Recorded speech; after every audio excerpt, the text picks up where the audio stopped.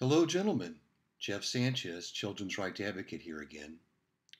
This also comes from a brilliant sociologist named ESTHER Vilar, who females tried to kill back in the 70s. The Fiair Sex. To someone from outer space, surely men would appear infinitely more worthy of admiration than women. For man has intelligence as well as beauty. Throughout the centuries, man's standard of values must have been sadly confused. Otherwise, women would never have been called the fair sex. The mere fact that they are so much less intelligent than men is enough to contradict such a conception. For a stupid person can never be thought of as beautiful, unless judged on the purely physical level. But it should be emphasized that the fault lies with man himself, who valued women according to the standards by which people and animals are on the same level. If he had not done so, women would hardly fit into the group of Homo sapiens.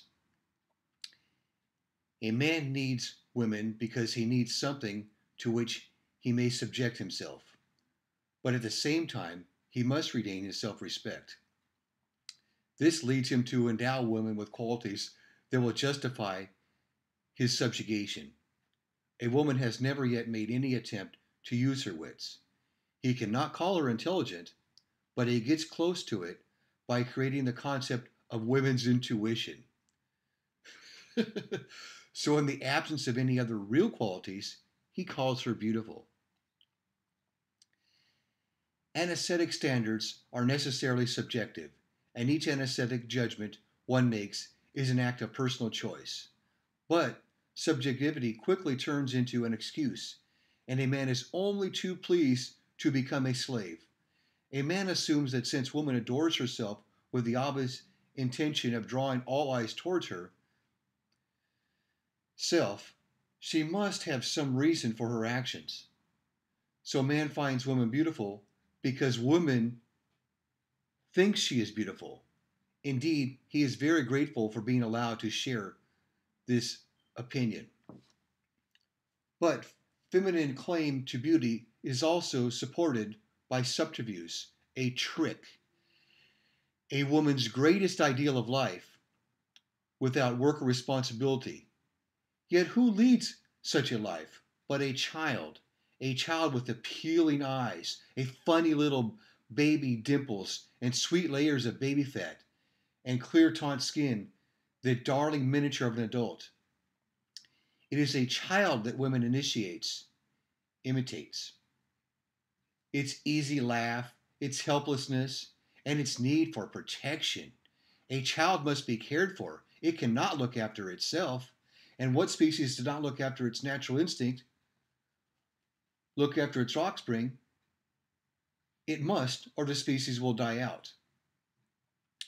With the aid of skillfully applied cosmetics designed to preserve that precious baby look, and the aid of helpless ahs and appeals, babble, and explanations such as ooh and ah to denote astonishment, surprise, and admiration, with the inane little burst of conversations, women have preserved this baby look for as long as possible, so as to make the world continue to believe the darling, sweet little girl she once was.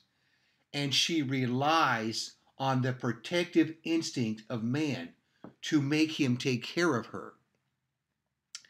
As with everything women undertake on her own initiative, the whole maneuver is as incredible as it is stupid. It is amazing, in fact, that it succeeds. It would appear very short-sighted to encourage such an ideal of beauty, for how can any woman hope to maintain it beyond the age of 25?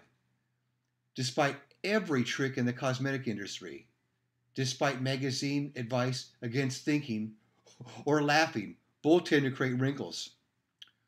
Her age will eventually show through, in the end. And what on earth has a man to do with a grown-up face when he has been manipulated into considering only helpless, appealing little girls to be creatures of beauty? What has a man to do with a woman when the smooth curves have become flabby tires of flesh, the skin slack and paled, when the childish tones have grown shrill and the laughter sounds like neighing? What is to become of this shrew when her face no longer atones for her careless inanities, and when the cries of ooh and ah begin to drive him out of his mind? This mummified child will never fire a man's erotic fantasy again. One might think her power broken at last. But no, she still manages to get her way, and for two reasons. The first is obvious. She now has children who enable her to go on fringing helplessness. As for the second, there are simply not enough women to go around. It is a safe bet that given the choice, a man would trade in his grown-up child wife for a younger model. But as the ratio between the sexes is roughly equal, not every man can have a younger wife. And he has to have a wife of some sort.